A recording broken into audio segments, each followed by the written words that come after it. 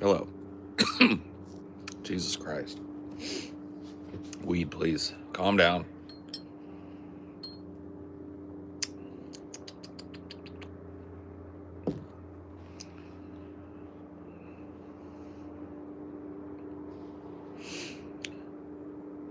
Driving home from work while listening to Paul choking. I know. Isn't that great? Hey, you got to cough to get off. That's what the old heads say. That's what my fucking unks when I was young used to tell me when I would make fun of them for coughing on weed. My unks would say, you got to cough to get off, kid. You'll learn. And here I am now. I'm that unk. I've become the unk.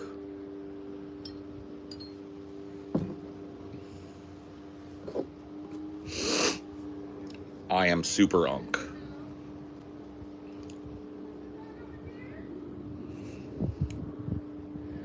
Mr. Uncle Paul. I like Uncle Paul. I think Uncle Paul sounds pretty good. I think that's the style in which I want to be addressed.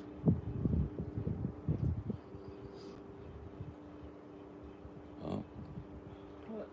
He just darted up under a crack into somebody else's black squirrel. Yeah. Black squirrel sighting. He was doing that shit where he was like kicking up the dirt and his little tail was going. You seen him do that? Where they like kind of sploot on the ground and their little tail is going like.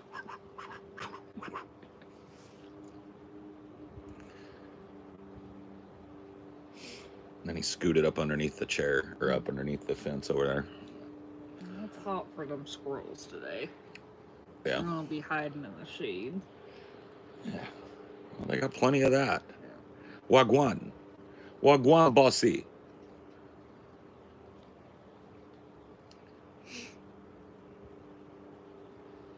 I'm just chilling. Enjoying the breeze while it lasts. It's supposed to be a little bit peppery here today. A little bit hot. So I'm enjoying this nice, cool, early afternoon while it lasts. Because by the time it's like 2 or so, it's probably going to be a few degrees hotter here.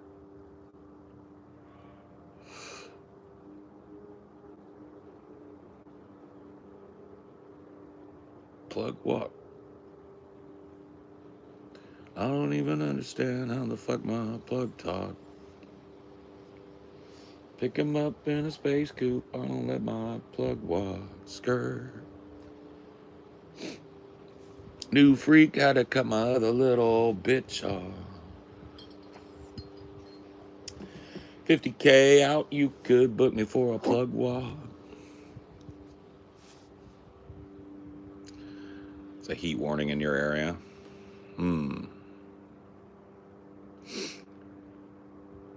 I did a little networking last night.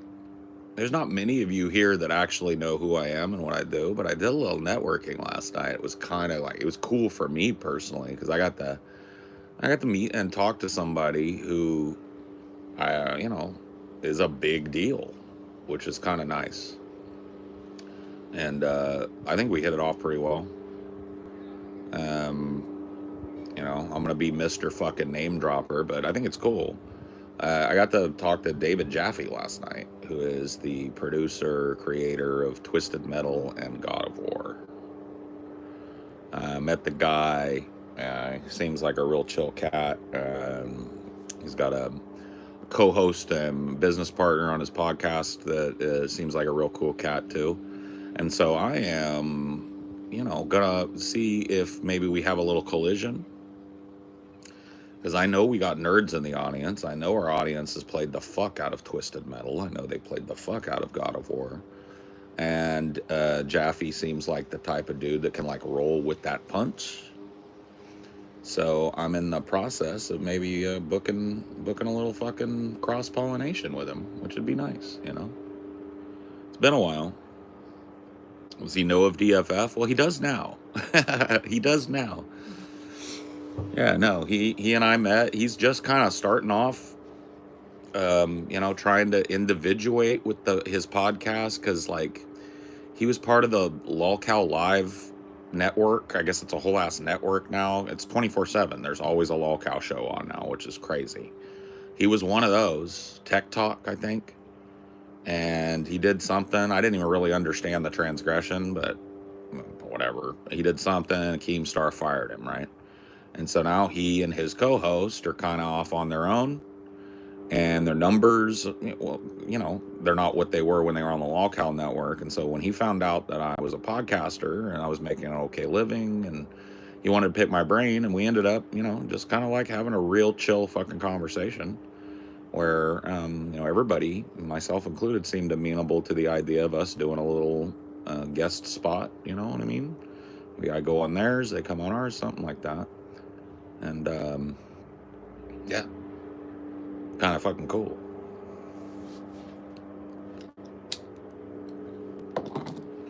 So your boy Paul's ego, like when you assume I'm just laying around eating Cheetos, 98% of the time you're right, but 2% of the time you're wrong, and I'm out there doing my thing. I'm networking a little bit, you know what I mean?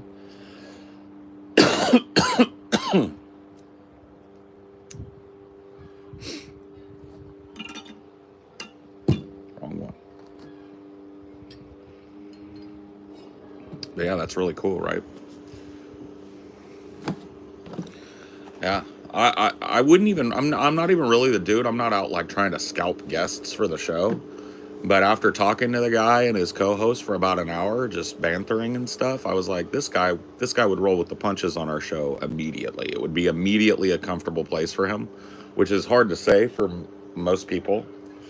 Like most people, even media trained people, have trouble with our room, right? Because it is quick and shitty. Sometimes it's a little underhanded. We like to troll a little bit, and we've got a dynamic that doesn't leave a whole lot of space. You've got to be one of those people that knows how to crowbar your shit in, right? And from what I could tell, Jaffy is one of those guys, and his co-host is one of those guys that knows a little bit of radio decorum. They respect the radio decorum of what we do. So that makes it really tempting, or really, like, it makes him really good as a cross-pollination type guest, right?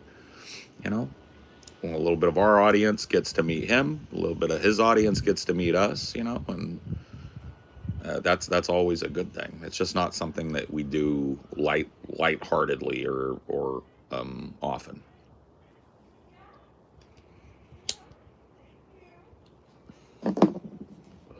Don't want another Andy Worski situation. Yeah, where dude comes on our show, smiles in our faces, and glazes us, and then shit talks us as soon as he's in front of his audience about how bad it was. That's lame. I don't think that's going to happen with Jaffy. He's been doing podcasting for about 8 years, from what I understand. So, yeah, I think he knows his way around the business.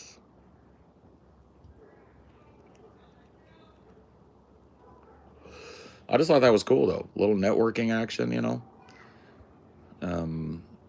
meet somebody that's in your industry that you don't know about each other at all. Like, I didn't know David Jaffy had a fucking podcast, right? That's just not on my radar. He didn't know who I was. I'm not on his radar, right? You meet somebody that's doing what you do for a living, and you get on each other's radar. It can be an interesting conversation because people got different ideas. But honestly, the dynamic that he has on his show, I asked him, because once he found out I was a content creator and I wasn't bullshitting him, he wanted to ask me questions about how we do things. And I wanted to ask him questions about how they do things. I was like, I'm sorry, you haven't watched my show, I haven't watched yours. I said, what do you guys do? I mean, like, what kind of show is this?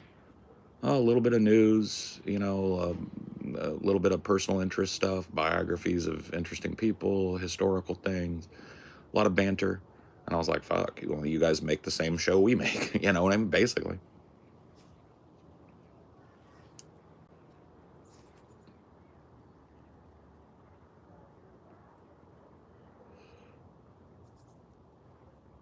I've only played a couple of the old God of War games, but that'd be a cool team up for sure. Well, yeah, I mean, he did Twisted Metal too, and I know that there's a TV. I mean, he's no longer involved, right? The Sony guys, as he calls them. But he is the guy that you know, he birthed Twisted Metal. He birthed God of War, right? And both of these games changed the way that video games are made, thought about, talked about. They were hugely influential. Like, I was chuffing the dude up, and I was like, dude, I'm 45 years old, and he was talking about, because, like, oh, you know, I don't want to get into too much. I'm not trying to speak out of school, but I just told him, I'm 45 years old. I've loved your game since I was a teenager.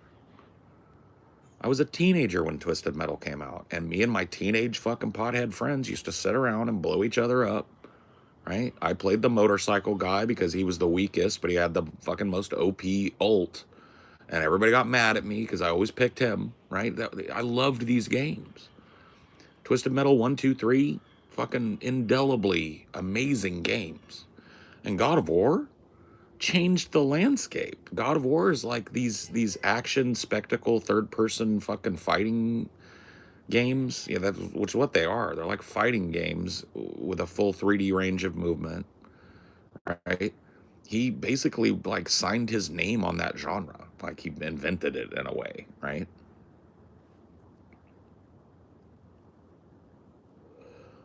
Yeah, I talked to David Jaffy for a couple hours last night. Yeah. And his co-host Tech Protect. So yeah.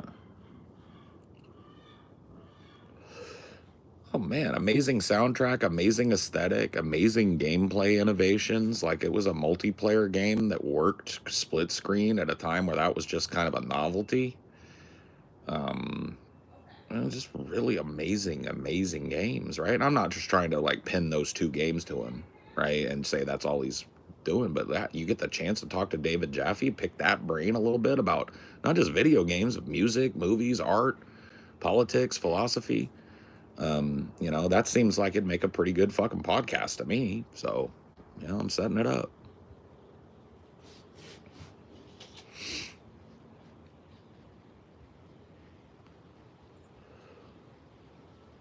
Did you get him to watch DFF clips and get a reaction? It wasn't really that kind of conversation. It was a business-esque type conversation where we were kicking around ideas and I was letting him pick my brain about podcasting and how we make our money, right? How we monetize ourselves out, how we do meetups. He was interested in that. I told him about our meetup coming up on November 1st in Clifton, New Jersey at Dingbats. Tickets still on sale, but going fast. And he wanted to know how all that worked. So it was very, you know, I picked his brain a little bit about video games, but mostly it was a business conversation, right? But I definitely gave him all of that information, gave him our Patreon and our channels and Cinema for Cynics. And I said, yeah, you can kind of check out how many different properties feed the trough, right?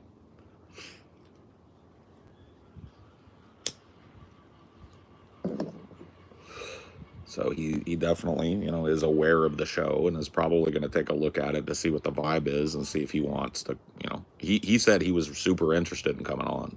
So he already kind of tacitly said, yeah, I'll do it. Just let me know. We'll work it out.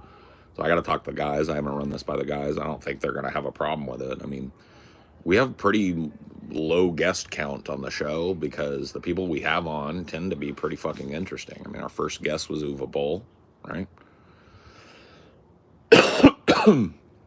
So,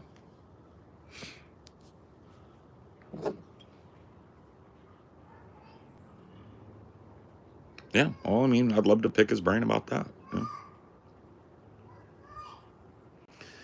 He seems like a chill dude. Yeah. No, but I mean, like, chill in a different way. For chill from a content creator perspective. Like he's got good mic acumen, and I can tell he really enjoys the talking and listening and riffing and all of that and tangentials and all of that stuff that podcasters love. He loves it and he's pretty good at it.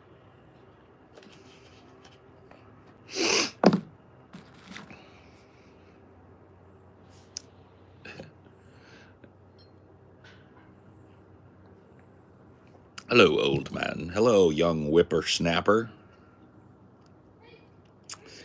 Young fucking pipsqueak.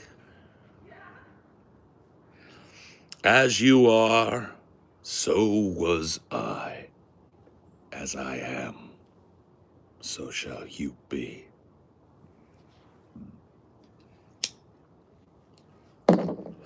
Sam has arrived with her typical flourish, a pirouette, a sprinkle of fairy dust. Oh yeah, once he retired from gaming, he picked up streaming very gracefully. Yeah. Well, like I said, I watched a little bit of his show last night before going to bed just to check out the dynamic, and I agree with that. Like he and Tech Protect have a really good dynamic together, from what I can tell. I'm not sure how the girl fits in. That's no disrespect to her. I'm not I didn't watch enough to see how that dynamic adds or subtracts or whatever. But as far as, like I said, I talked for a couple hours to Jaffy and Tech Protect last night, and they seem to have a really good rapport, a really good dynamic, right? A very familiar dynamic to me, because it reminds me a lot. I told them this too. I was like, you guys are a bit TJ and Scotty, in terms of TJ being a bit of a loose cannon, Scotty being the more grounded, straight man, you know what I mean, in comedic terms, right? And so their dynamic was instantly familiar for me, and I could tell it was practiced. I thought they'd been together a long time. I was kind of shocked to find out they'd only been working together about 6 months. So they've developed a really good rapport. He make you laugh much? Yeah, a couple times. Yeah. I mean, we weren't having what I would call the funniest conversation, right? It was an interesting conversation, right? Like I said, it was more of a podcaster business kind of, here's how you make money doing this conversation, than it was a getting to know you conversation. But it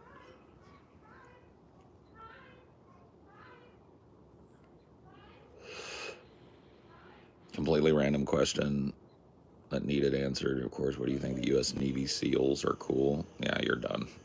Ban him. He's an idiot. Like, what even was that, bro? That was just retard fucking... It's like you're playing a typing game and you're learning how to talk like a human. Yeah, Sam, I talked to David Jaffy last night. He made God of War, and he made Twisted Metal, creator of those games. I talked to him for a couple hours last night. I think I'm going to work out getting him on as a guest on our show, and vice versa. Go on his show a little bit.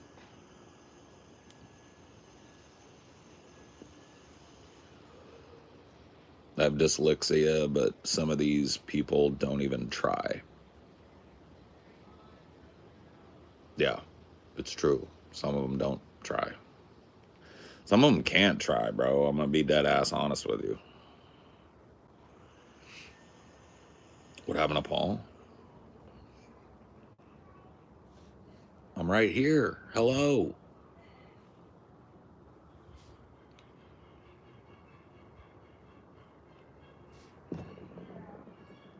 Yeah, no, I mean, I fanboyed a little bit, like, because he was talking, we were talking about getting numbers, and him, like, not necessarily being super duper keen on being like the video game content creator guy, like totally and completely. He wants to do other stuff, right? And so I fanboyed a little bit, and I told him, I say, like, you need to know, like, I didn't know you were doing this shit. I didn't know that the creator of these games that I played and loved growing up when I was a young man, and still to this day, like, the franchises are relevant, right? I didn't know that guy had a podcast, right? But I've loved your games since I was a teenager, right? I've loved your work. I've loved your vision since I was a teenager. So it's like that, there's something incongruous there. I think there's got to be millions of people that have played your games that want to hear what you have to say about stuff. It's just, how do you get your ass in front of those people without, without undermining what you want to do?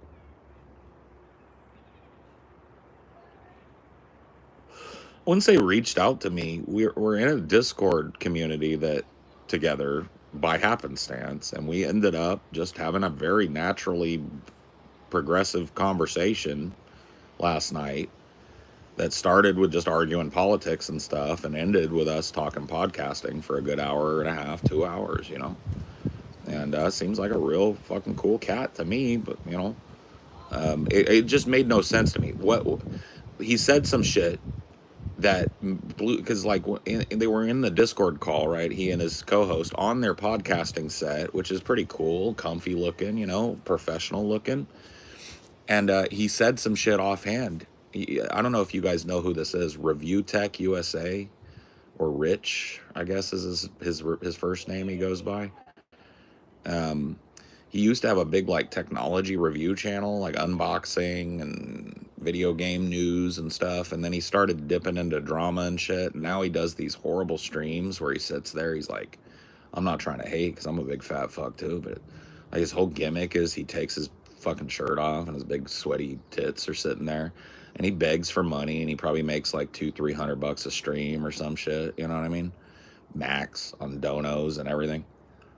And Jaffy said, you know, fucking Rich from Review Tech makes more than we do. And my fucking jaw hit the floor, bro. That's when the whole timbre of the conversation changed for me, because I thought, okay, this is just dude's a podcaster that's not in our orbit, probably does better than us. You know, it might be cool to see if we jive and maybe I could get on the show. And then when he said that their show made less money than Review Tech or whatever, I was like, what? I said, wait, hold the fucking phone. I was like, there's no way you're not in the same boat, at least in the same boat as me as a podcaster. And he was like, well, I don't even know who the fuck you are. And so I told him, I was like, Paul's Ego, it's on the Drunken Peasants. I do Deep Fat Fried now. I've been a podcaster for 10 years. I gave him my spiel, you know what I mean? And his co-host went and looked me up to make sure I wasn't trolling, right? Went and looked up the Patreon, looked up the channels I was mentioning. And then the whole, like at that point, I think he realized I wasn't bullshitting. And I meant it. I was like, there is no fucking way that the two of you should be making less than Rich. No way. There's no universe. I don't care what his connection is with LolCow or anything. Like, there is no... Keemstar aside, right? There's no way that you two guys should be making less as podcasters with David Jaffy as one of your guys, right? This brilliant fucking video game creator is one of your dudes, right? And you're making less per show than Review Tech USA. That doesn't fucking... I was like, that does not compute. What the fuck is wrong? You know, and that started a conversation that, like, you know, led down the road.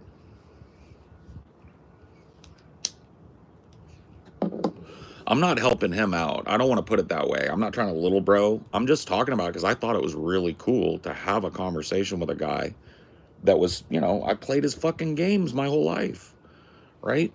And it really did, honestly to goodnessly, make no fucking sense to me that those guys were struggling with money. Struggling to get like a podcast profitable. You know what I mean? It just... what is going on? You know, and it turns out like one of the things recently, right, was they got on the LolCow network. I think David Jaffy was running their tech one, or their video, one of their, you know, they had a whole show. So Jaffy and Tech Protect were running a whole show over there. And of course, Keemstar snaked them, because that's what Keemstar does. He burns out his content creators, then comes up with a stupid reason to get rid of them, and he ganks all their fucking clout, and he doesn't give them a fucking squeak of it. And so basically, I guess last week or a couple of weeks ago, that happened to David Jaffy. He got fucking you know, thrown under the bus by Keemstar, and he's out on, you know, he's still doing what he's been doing since before Keemstar, but you know, none of that audience, or very few of that core audience of that LolCow stuff, even though they love him, for some reason they're not finding their way over to him. And I said, you know, Keemstar is the reason for that, right? Keemstar won't mention your fucking name. He knows what clout does. He knows that his audience would go find you, so he's never gonna mention that you guys are doing this fucking show. Not unless you debase yourself or give him some fake fucking drama. That's just how Keemstar is, bro. Everything is fucking transactional, right? And that is the truth. And that's a tough place to be in, man. But it reminded me too, not directly, it's not the exact same fucking thing, but it reminded me of when DP broke up, right? When TJ Scotty and I left DP, you know, that was an exercise in humility, because it was like, you know, a smaller proportion of people actually came over to the show initially, right? And a lot of them were entirely negative about the show. This ain't it, do Drunken Peasants again, blah, blah, blah, right? And we kind of fucking put our head down and did it anyway, and it's worked for us, right? It's now like 7 years, 8 years we've been doing the show, and it's been profitable for all three of us. All three of us have paid for our families and our lives with it for going on a decade. That's pretty fucking good.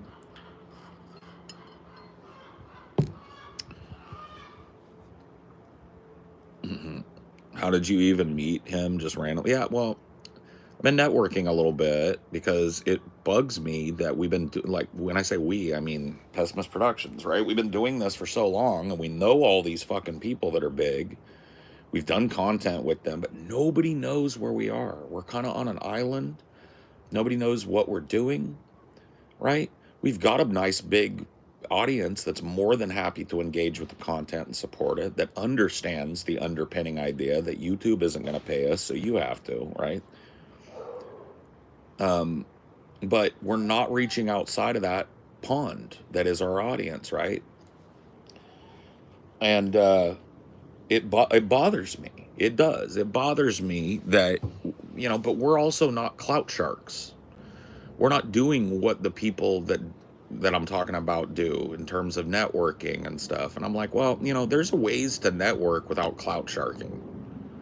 And one of those ways I thought was follow this rabbit hole of these fan discords. So I ended up, by hook or by crook, it's actually, you guys remember all the fucking drama with the subreddit and all that shit, Dox and Amelia and me fucking poking at them and all of that shit. You guys remember that? Indirectly, that's how I met David Jaffy. Isn't that funny? Isn't it funny how this shit feeds you, right? So it's like all that drama and bullshit, right? So there is a guy, I'll give you guys the 100% lore right now. There's a guy named Edible Napalm who's been a small, but, I've known him, content creator since way back in the day, early 2000s guy. Used to troll Brett Keane back before DP, way before DP. So this guy did a show with Alchemist Soil, who is the nerd that, I argued with a few weeks back, right? So a couple days after I did that argument with him, he went on a little micro podcast of Napalm's called The Goat Pen. And I saw my name and face. It came across my shit. I was like, oh, fuck. Is that... it's not even marketed as Napalm being there. Edible Napalm, the guy. But I heard his voice and I was immediately like, that's Napalm. Crazy. And so I looked in the comments of it, and in there it was like, join our Discord, and there was a link, right? And so I was like, fuck it, man, networking, right? I'm gonna go check these guys out. I'll see if maybe Napalm wants to have me on his show. It's an old school guy, I had no hate in my heart about it. I didn't go in there to cause shit or whatever. It was just, I wanted to fucking hook up with Napalm. So I go in there. I get to talk to Napalm. He's like, oh, yeah, dude, I remember you. Yeah, we just did a show, blah, blah, blah. And then he had shit to do, and he goes off and does it, right? And I hung out in their Discord for a while because I couldn't understand what was going on. I was like, how is there this big of a community around Napalm? He gets 20 views, you know what I mean? I'm not trying to shit. It just is what it is. He's not really doing it. And turns out that's part of a splinter community that's kind of connected to these bigger communities. And if you chase the chain, you're getting up to like DGG. Right, so these are communities of people that surround Destiny and Hassan, and then they're not all orbiters or that. It's like content watcher type people, right? So anyway, I get in this big fucking argument on that server, the Goat Pen, and I get this invite via DM from this guy named Don the next day, and he says, hey man, I heard you had a big blowout on the Goat Pen. I heard it was glorious. We'd like to invite you to join the Thunderdome. And I was like, what is this, man? So I said, okay. So I went over there, and sure enough, it's this bigger server, right? And the guys from the Goat Pen are all in there. And I had it out with them in front of a big audience. And, I guess according to the people on the server, I won, right? Pretty handily. Which isn't, I'm not trying to toot my own horn, but I kind of do it for a living.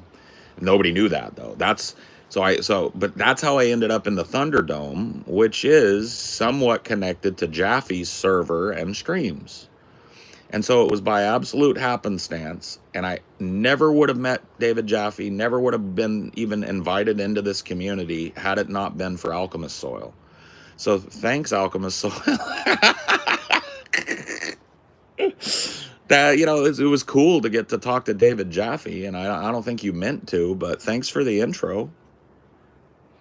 Isn't that great?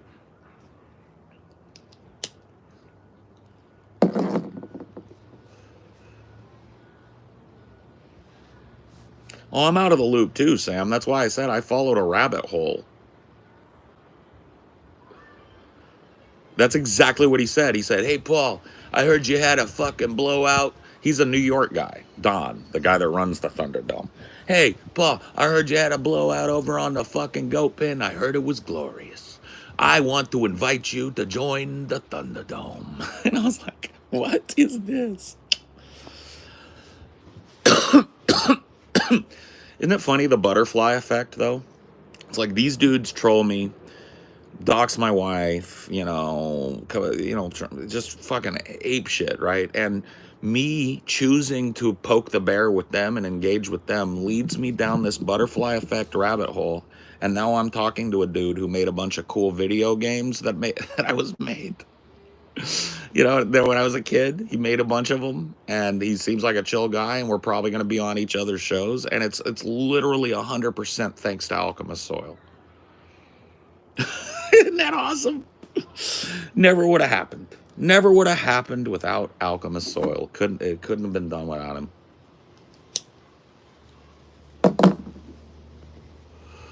I sent you messages on Discord, by the way. I'm sorry, Sam. Like, it is super happenstance that I even saw this invite to the server. I don't even check my DMs. That's just the way I am. I don't check my fucking texts. I really don't. I'm trying to be better about it all the time, but I'm really bad at it.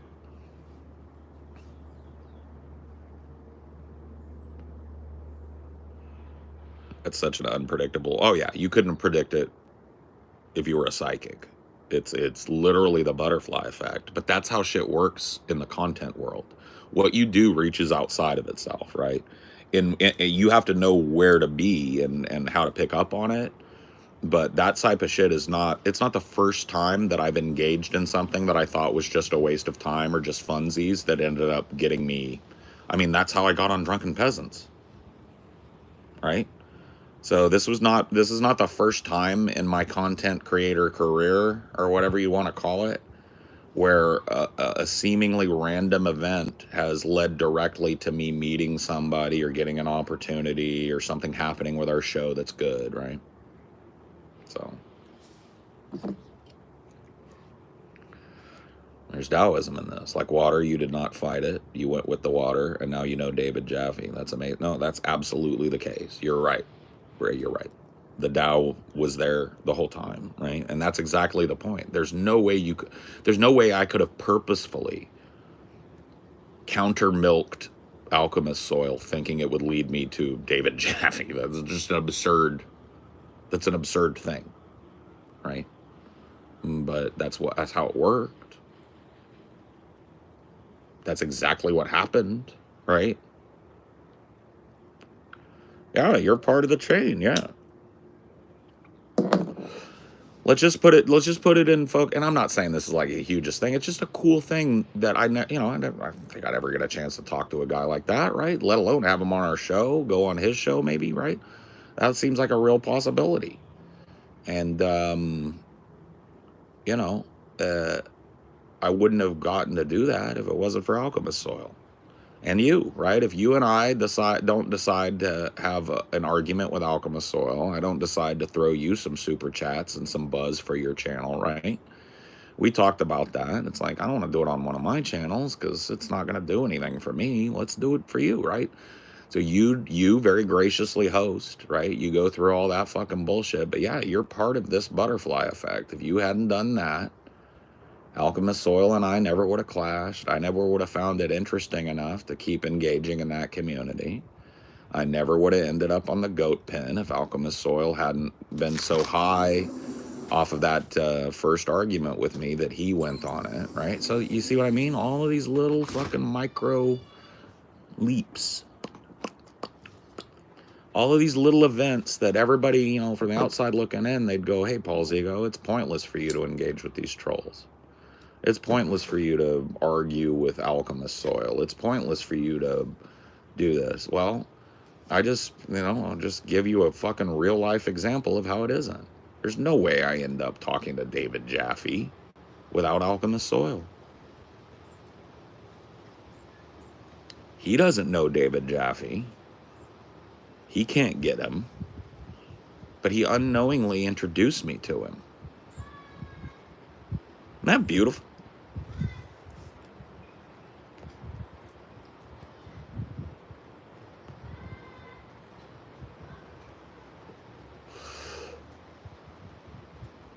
DFF versus Jaffy Twisted Metal 2 tournament on the playing cards. I don't know, man. I'd have to brush up, bro.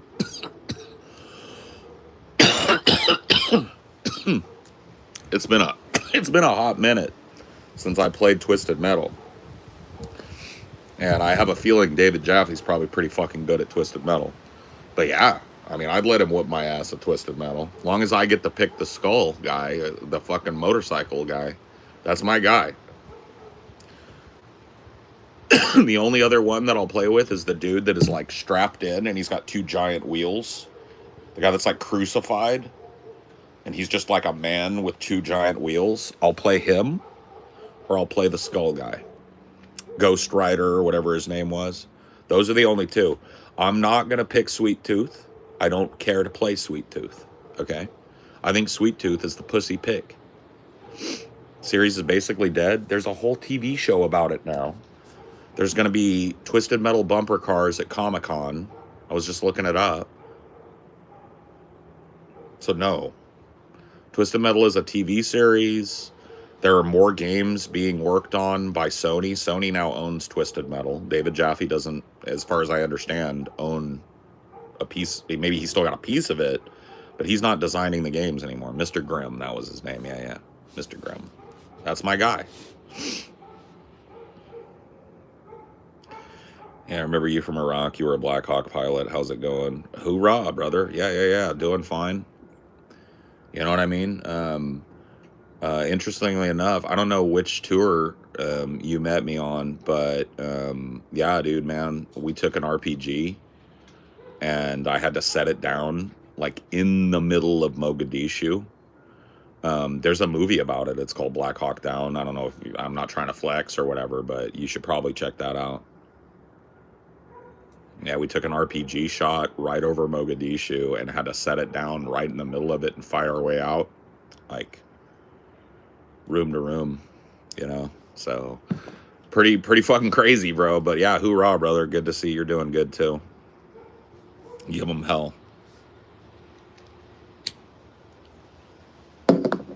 Remember what I told you about, you know, in combat zone, how do you get over killing women and children? How do you do it? You just don't lead them so much. Remember me? Yeah, that's me. Hoorah. You know what I mean? Hoorah.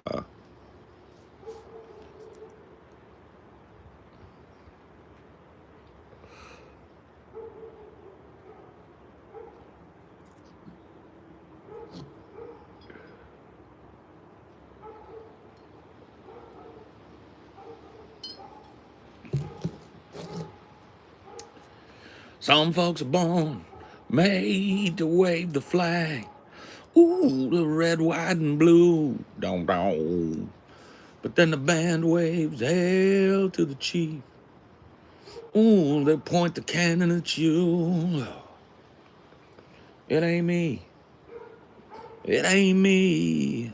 I ain't no senator's son.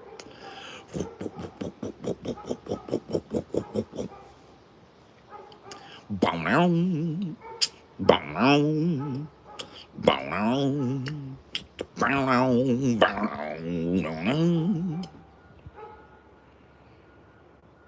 And doesn't that song just need to be played with a helicopter? I feel like that song doesn't even sound as good unless I'm looking at a helicopter. Like, I don't want to even really hear that song when I'm on the road unless there's a helicopter over me or some shit. I need a helicopter for that song to be good. Because I'm telling you, that song is kind of like eye rolling when you hear it when there's no helicopter. But when there's a fucking helicopter, though, you know, lighting up the tree line and shit, that song becomes the most badass song on the planet. But it needs a helicopter.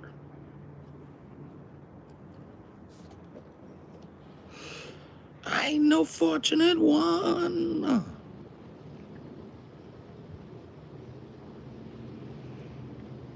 I thought that was a protest song. No, no. That's a war song. I mean, if you listen to the lyrics, it is a little bit anti-war, but it's used as a pro-war song because it's too badass. It sounds too much like a badass Black Hawk helicopter lighting up a tree line with 2 fucking miniguns, you know what I mean? Dodging RPG fire and fucking getting low to get underneath the fucking small arms and then popping up and doing a quick turnaround and just lighting the whole fucking fire zone up, you know? You see this? Kevin Spacey says, release the Epstein files after being cited in Epstein's 2024 unsealed court docs. For those of us with nothing to fear, the truth can't come soon enough. Is this Spacey or is this Frank Underwood? I don't know. That's right. I think you should release those documents. The truth can't come out soon enough. I think it's Frank Underwood. Yeah. I don't think there's any difference anymore. I think Spacey and Underwood are the same. Yeah. But I think this quote Underwood was dominant in this quote. Spacey wouldn't have said that. Underwood would have said that.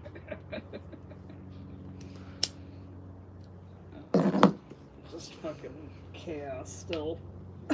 It's going to be chaos. And it's not going to go away either. Because people, like, that was the thing, is I think that when the Epstein shit happened, a lot of these elites panicked. But then they were like, look, we're just going to do what we always do. There's going to be a million things between here and next year.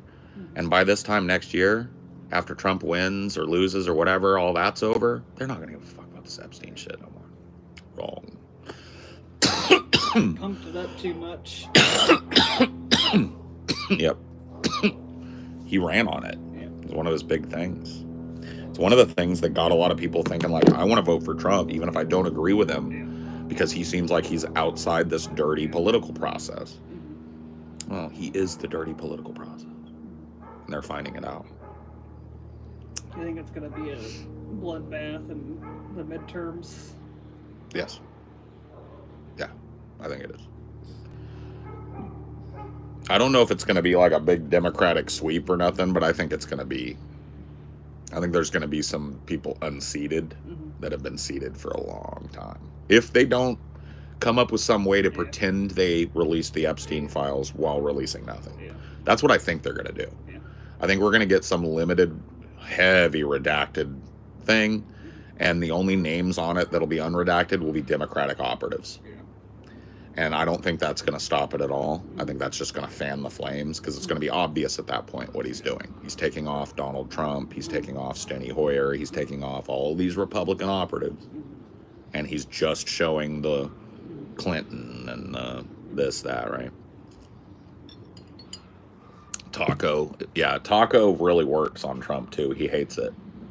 He hates Taco, and it works. So that's what makes me like it. I don't think it's particularly, like, clever insult, but Taco works. So Trump always chickens out. Taco means Trump will say he's going to do something, and then at the last minute, he doesn't.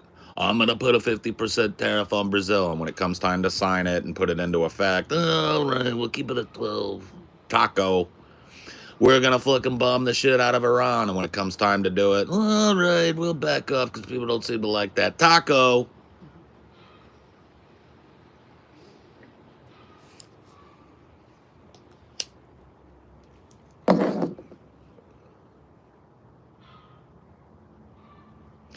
It's a stupid insult. It wouldn't work on a normal human being, but you know, we're not dealing with a normal human being here.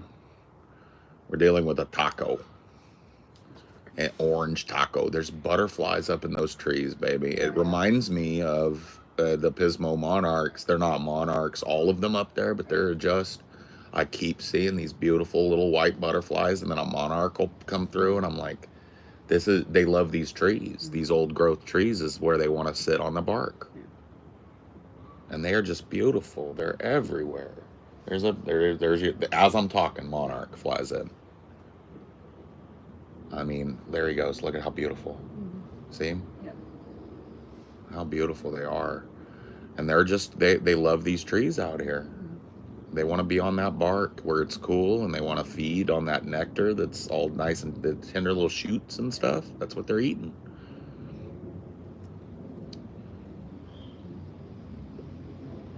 Their shit too dead to get it cut back again this month.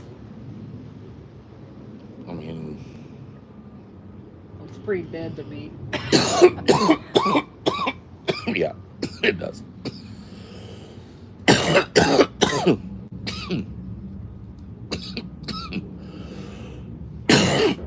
But we may as well keep it up. Keep our guy in work and. Yeah. Well, I guess like down here. Yeah. A little bit more weeds. Well, the last time they came, they didn't have as much to do. Yeah. And so it didn't take them as long. But I don't know if you noticed, they trimmed away some of the stuff they didn't do the first time. Like they went in and got some of the stuff that had overgrown onto the steps. Yeah. And they plucked some of this stuff you can see some of it's growing back out of the rocks. Yeah. And so, you know, there's little things that they can do that'll keep it up down there. Where it gets the worst is kind of like down by the fire pit and stuff. That dandelion field just goes knee high pretty quick. But yeah, I'd say we keep him in work. I've been watching out this way to see if there's anything that I think is critical. But it's so canopy. Back there is hella dead, but it's so little. Yeah, I mean, whatever, that little thing. No, I'm talking about like the ground cover and stuff. But it's so deep canopy that it keeps everything but these little ferns from popping up. And then as soon as it gets cold in the winter, those are all going to die off and become mulch. So I don't see any point in having a gardener or a fucking guy come and pluck all that. It looks beautiful. The squirrels love having that. The butterflies love having the tender little shoots. So why would I get that fucked with? You know? Just what's up against the house so we ain't got vines growing up or whatever, you know? Keep it looking nice on the berm, you know? Keep that from getting too crazy. But otherwise, this is beautiful to me. It controls itself, don't it? Do you see the big giant mushroom that's growing out of the top of that stump? Yeah. I'm going to take them down there since I got my shoes. We got a dead stump down here. And I just got to watch out for dino landmines here in the forest. But we got a dead stump down here. And it grows boom. What about there? Can you guys see me?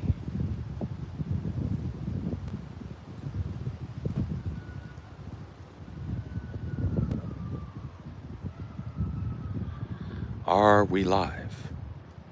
Can you hear me? I guess that doesn't work very well. That's good to know. I'll have to get myself a little Wi-Fi extender or something, I guess. I have a feeling once I'm back in the fucking good graces of my Wi-Fi, that won't happen. Who knows? But, yeah, I don't know if you guys got to see. Okay, well, you guys could see then? Okay. Well, hold on. You guys be a little verbose in the chat so I know if you can see what I'm talking about. Because I really gave you guys a really cool look at some of this. But yeah, this is the king here. I wanted to give you guys an idea of the canopy I'm under. So yeah, throw ups. You guys see me still or nah? Have I lagged again or nah? Are we good or nah? I think we should be good. So you see the king here? Yeah. And I'm going to give you guys the shot that I tried to give you earlier. Here we go. So the king is very tall. Hundreds, a couple, 110 feet maybe, 100 feet. He's very tall. And his canopy joins at the top with all of his court back here.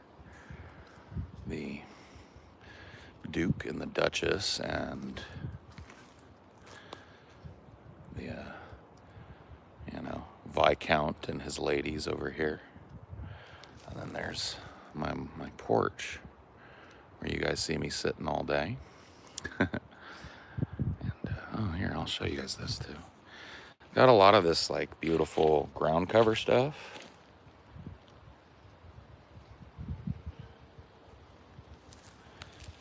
And this is how I like to keep it out here. I like to get these sticks and burn them when I do my burn barrel down there. But, yeah. So there we go.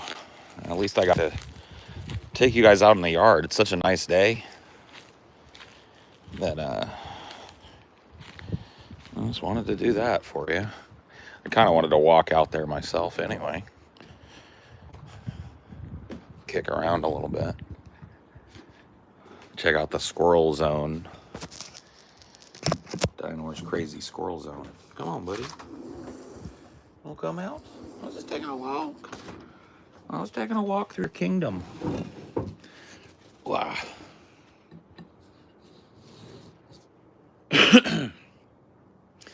Well, like I said, it's like the ground is so shaded that it doesn't. And these trees drink so much of the natural groundwater there that it keeps the weeds from going crazy and out of control.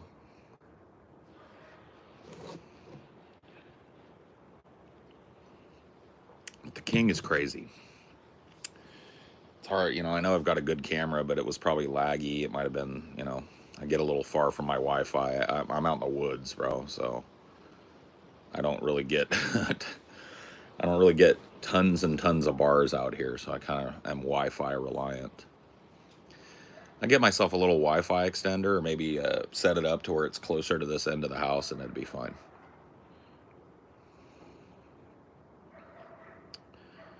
Who'd be your dream guest? Jesus Christ of Nazareth. No, I don't know, dude. I don't know, bro. I don't know. We're not a big guest podcast, so I really don't think of the show through the lens of like, who would we like to talk to? Tarantino maybe.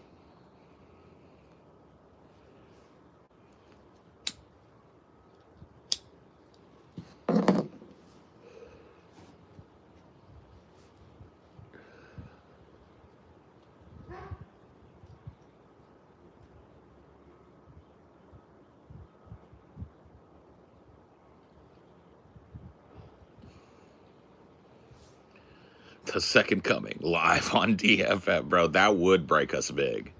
Jesus returns tonight. We should do that for our next live show. We should just label it complete clickbait. Jesus returns live on Deep Fat Front.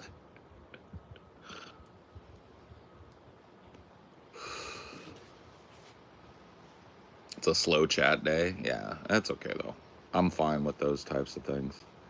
I just, I think a lot of people bailed when I lagged out earlier. Because I went a little too far from my Wi-Fi. Didn't pay attention to what I was doing.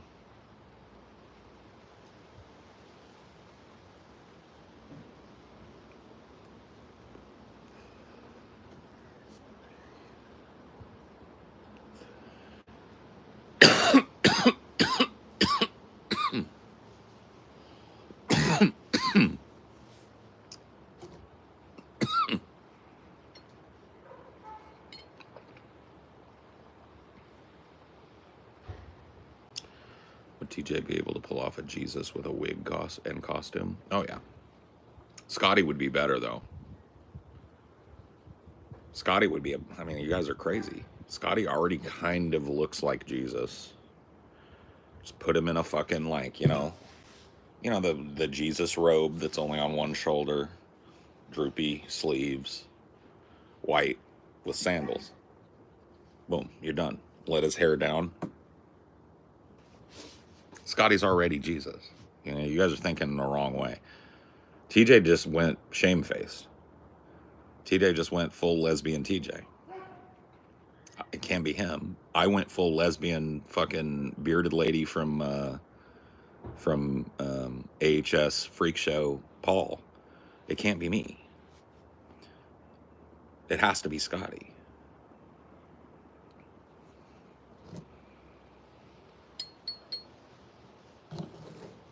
Has to be Scotty. I legit look like the bearded lady from AHS Freak Show. I can't. I love it, but there's no way I can deny the comparison is too perfect. You see, it's too perfect.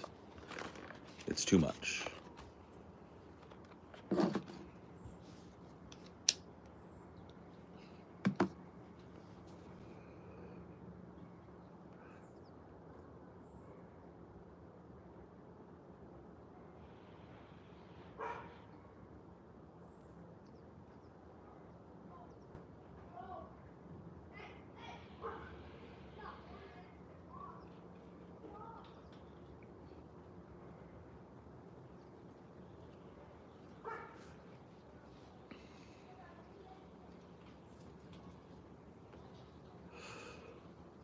You'd make a good Captain Spaulding from House of a Thousand Corpses. Tutti fucking fruity. I don't think so. I don't think I got Sid Haig type of gravitas, bro.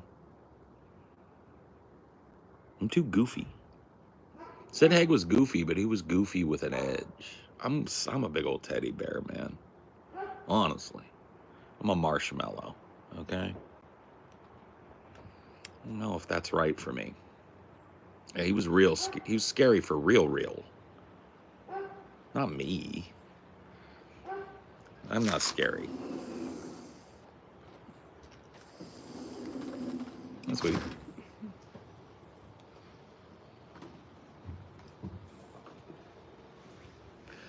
Gave him a tour of the yard, and most of it lagged. Oh, yeah.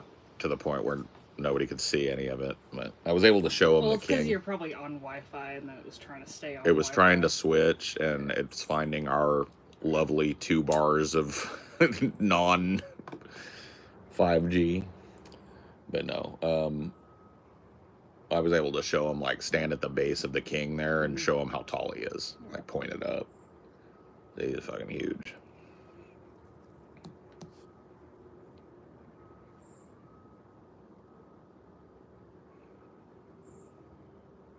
It's people who don't put off scary that are the most scary. Nice in the front, murder in the back. Well, yeah, sure, but those types of people kind of do put off scary if you're tuned into body language and stuff.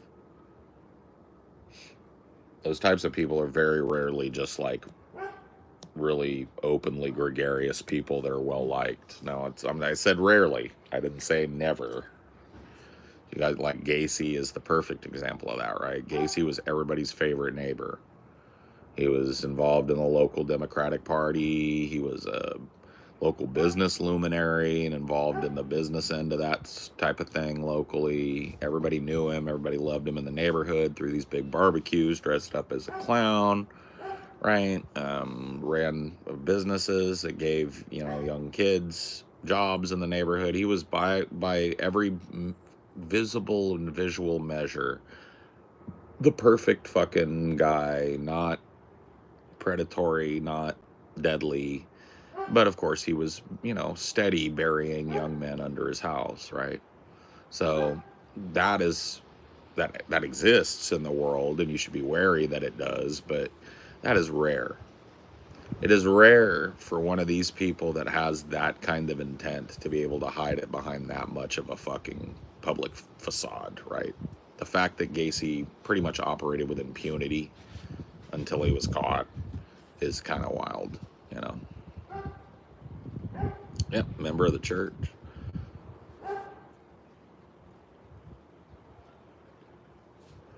Yeah, BTK, another guy. Dennis Rader, I think is his name. Church guy. You know, really involved in his church. Professional guy with a long, unblemished career. He had gravitas and he was respected in his community, right? And in his free time, he liked to break into people's houses at night, tie up, torture, rape, kill the whole family, and make them all watch. Pretty fucked. But, you know, by day, when he took off the gloves and the balaclava, he was Dennis Rader, everybody's favorite guy from church, the guy that always has time to help out with some tech stuff at church, the guy that is always willing to donate some money or time to a church thing, the guy that loves being at church, right? That wind must be nice. Oh, it is, yeah. It's why, like, you know, it gets hot here, like hot. I guess for a lot of people, 90 degrees is possible today. I don't know if we'll get it, but we're near enough to large body of water and then the ocean, obviously, beyond that it's never like, it's very rarely do we get a stale day that's also hot. You know, the fact that this wind is going to kind of come and go throughout the day will help defray a lot of the heat, and the fact that we're up underneath the canopy of this forest does a lot for it as well.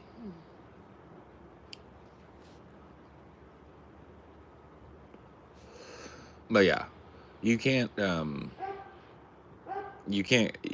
walk around scared of every nice person because of BTK. You know, I want to give you the other end of that, right? That doesn't mean that every nice person is a potential mass murderer. You know, like people like Dennis Rader and Bundy and Gacy, they are unicorns, right? They are, you know, just a horrible toxic mix of nature and nurture. They are rare.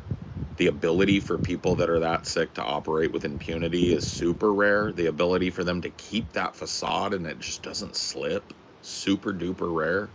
It's like, even if you look at a guy like Dahmer, right? Dahmer never had a facade. He was always thought of as a fucking weirdo. He couldn't keep it up. That's how Dahmer got caught. Dahmer couldn't handle what he was doing. He wasn't smart enough. He wasn't quick enough. He wasn't in touch with reality enough to get away with what he was doing for long enough to do as many people as Bundy Well, he did. would have gotten caught earlier if cops just paid attention. Right. But that's the thing. He went under the radar in a different way, but he radiated bad vibes. Right? This is not who he wasn't this slick sociopath. The only thing he had going for him was he was kind of cute. Yeah. From a gay guy perspective, especially, right? He looked like a little twink kind of guy. So that's all he had. Socially awkward, weird on the face of him, kind of in and out of reality to the point where, like, there's no way, you know, if a cop started looking at him, he'd be arrested that day, right? But it's just, he goes under the radar because he just looks like a dope. It's like a nerd. Like a rando fucking gay guy walking around in San Francisco or Milwaukee or whatever, right?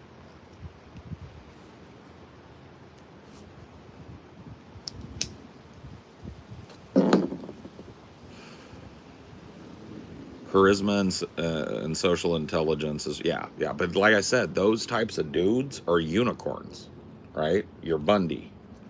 And Bundy even was a little too crazy for his own britches, right? Most of them are. That's what they get. That's what gets them gaffled. But I'm talking about to have a long career I put that in quotes, as a fucking psycho serial killer, right?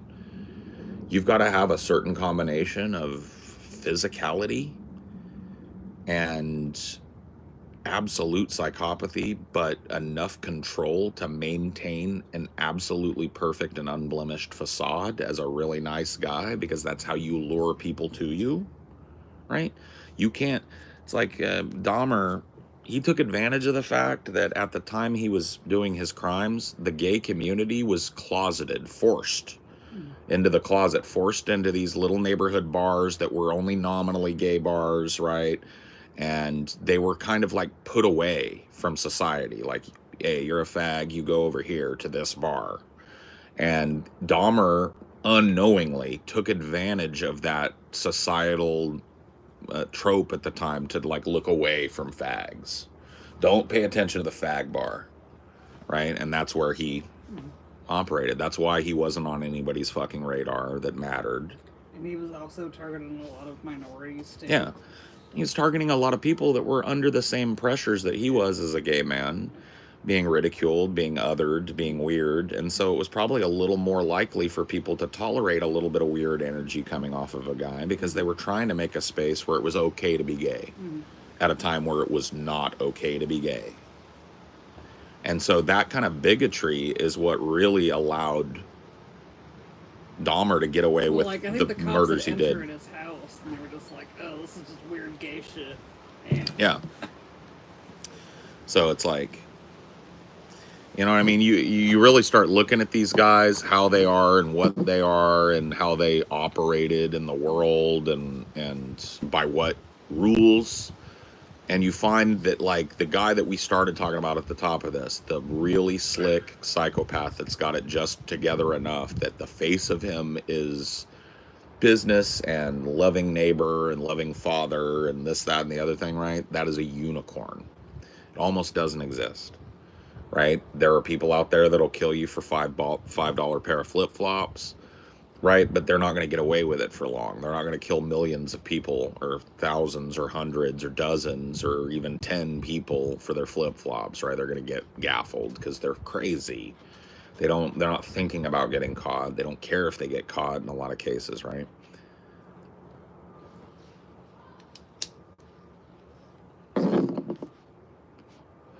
Dahmer didn't have charisma at all, right? His charisma was almost entirely his look.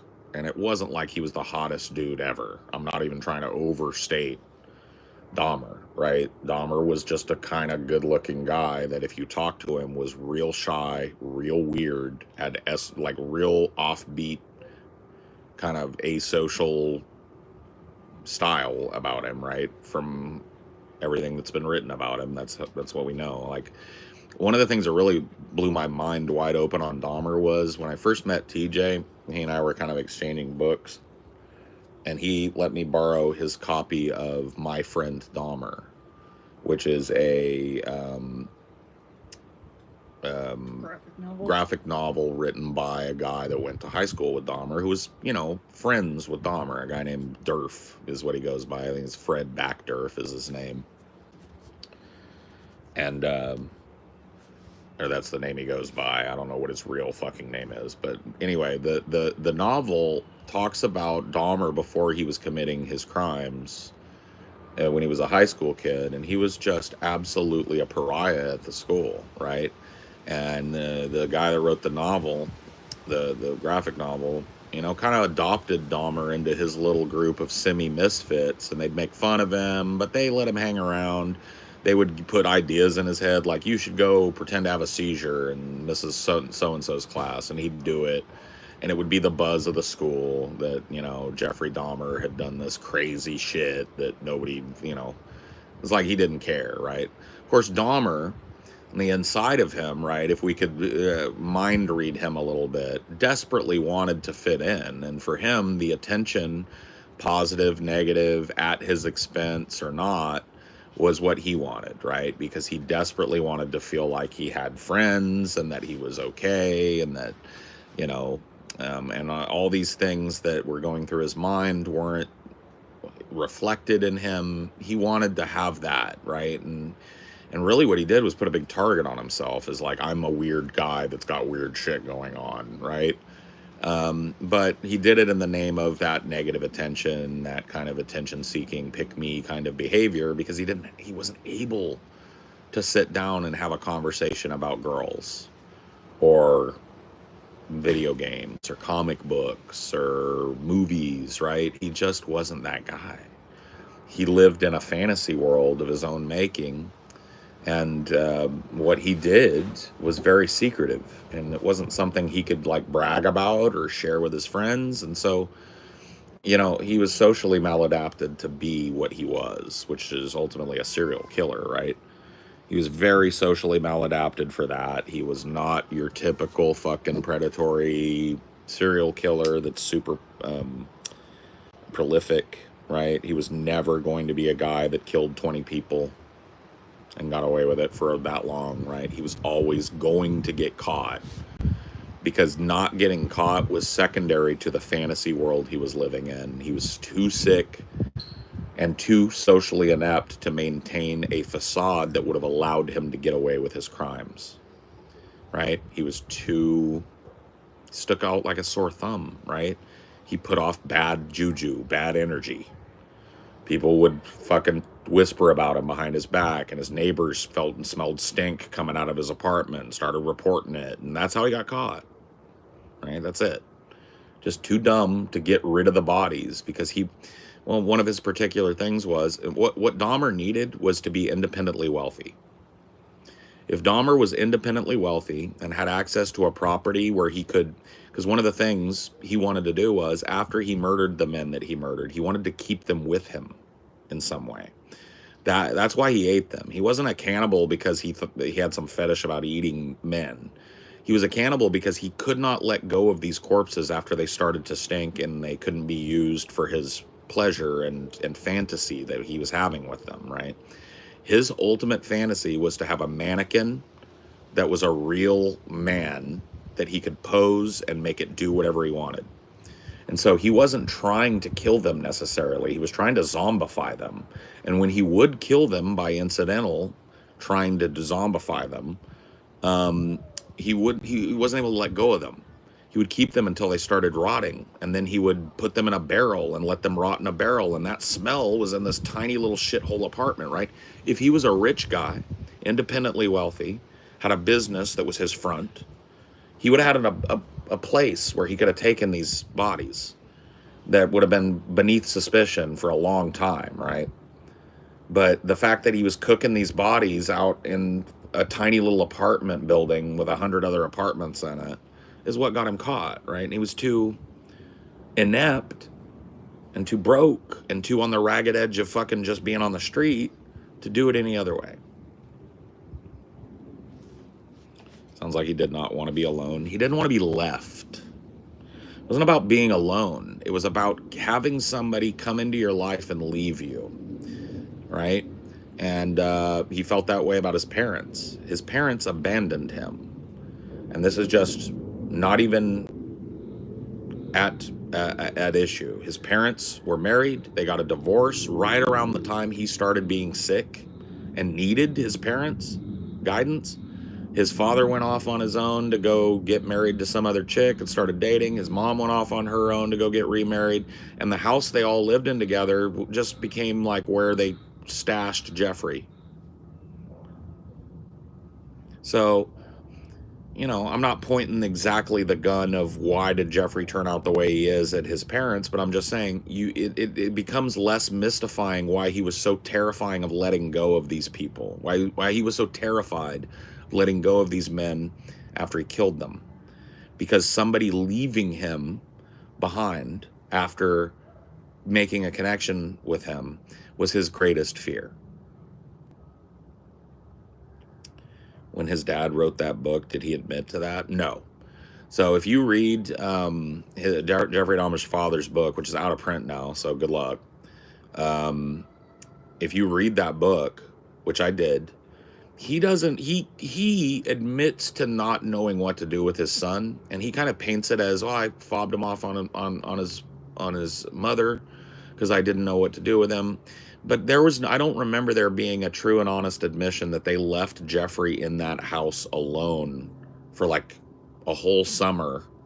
He was a teenage boy, right? Left him to fend for himself in that house while they were off getting laid and making new lives with the littler kids who couldn't fend for themselves, right? They took advantage of the fact that Jeff was kind of a what do you call that? Self-soother?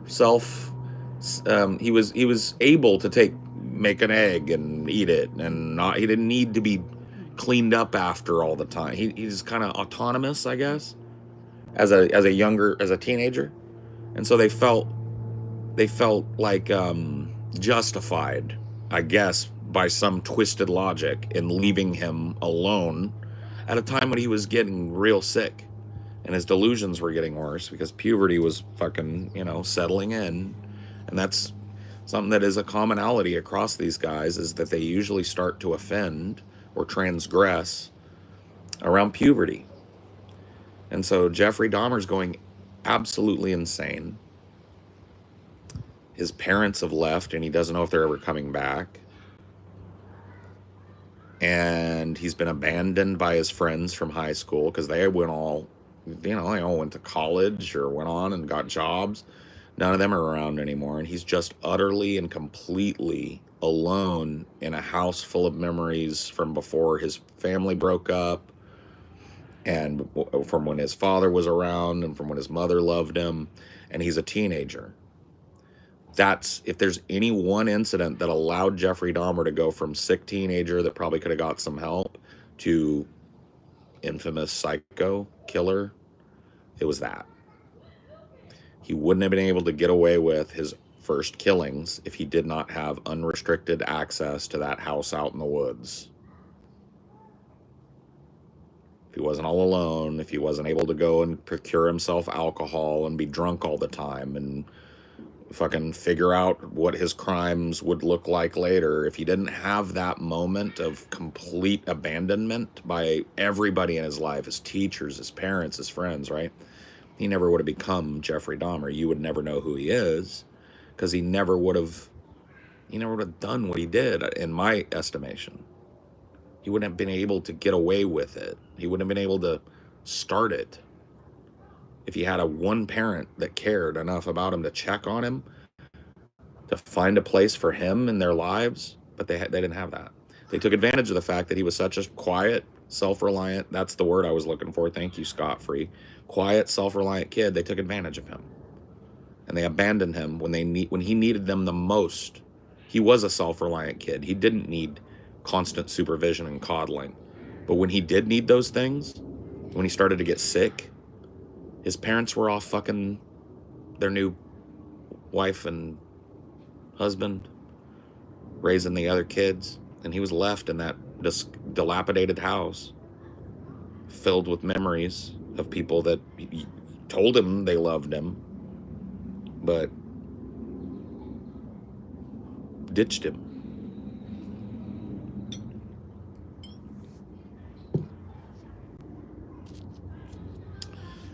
A lot of people don't know that about Jeff Dahmer. They just think, oh, sicko. No, they fobbed him off on his grandma for a long time, who was barely conscious, you know what I mean? She's an old lady, so that's not where you want to put a really sick guy that needs to be monitored. Like you don't put him on his, but that's what he did. They fobbed him off on his grandma. That's where he started killing men.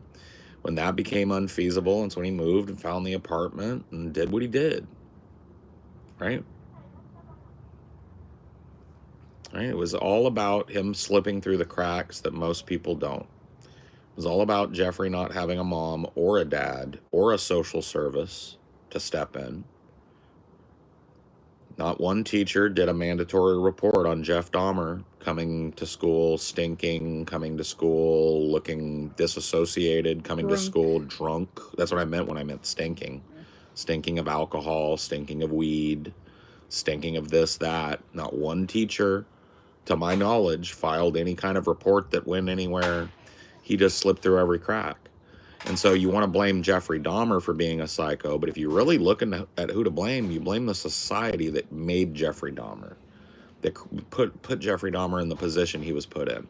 A child going out of his mind that needs his parents, needs professionals, needs the grown-ups in his life to care enough to look in on him, and nobody did. Every last thing he was doing was a cry for help. The absurd behavior, the self-deprecating, self-effacing shit he would do to get people to laugh at him, not with him. The fact that he was such a sycophant for his little group of friends that he would do anything, right? All of those are red flags for a child going like, somebody please help me. right? And you're supposed to know that as a teacher, an administrator, a cop, anybody that's interfaced with Dahmer. So there's supposed to be a net that catches you, and there was no net. The net failed. There were holes in the net. He went right through it, and so that's what's to blame for his killing. It's not him. I mean, obviously he did them, so I'm not trying to defray that. But if you want to really look at why Jeff Dahmer did what he did, why he was able to do what he did, it's that safety net. It's that societal net that is supposed to catch this before it becomes Jeff Dahmer, right? Yeah. Well, it's a cautionary tale about deciding to have a child, period. You understand that your decisions, and maybe even unknowingly, might create an environment where that child becomes a burden on society, or worse, a predator on society, right? Like that has to be in your math when you decide, I'm going to have a kid.